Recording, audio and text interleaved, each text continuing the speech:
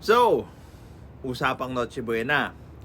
Sabi nila, or nung nakita ko tong post na to, parang ang impression nito is buti pa dati, mura yung mga bilihin, unlike now, mataas na yung bilihin. Ngayon, mura naman talaga yung bilihin noon. Now, yung pagkamura ng bilihin na yon, hindi nila tinignan yung ibang aspeto na dapat nilang tignan kasabay nung presyo nung mga nakaraang taon or panahon pa. Well, tingnan natin. Doon sa mga puring-puri yung presyo doon sa previous years, decades, or administration, never know kung magkano yung minimum wage. Oh, minimum wage 154 per day. Let's say, sa kinsenas, 10 araw silang pumapasok sa trabaho. Times 10, 1.5 or 1.6 something yung sasweldoin nila. No, 1.5 something lang. 1.5 something.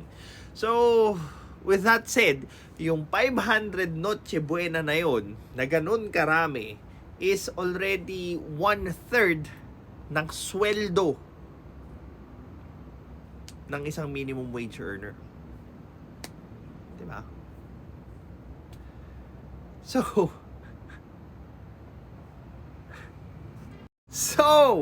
kung gusto nyong bumaba yung presyo katulad nun dati,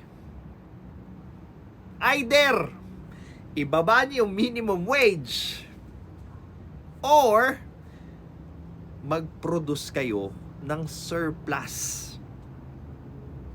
And pag mas marami na yung supply versus sa demand, di syempre mas magmumura yung mga produktong may surplus.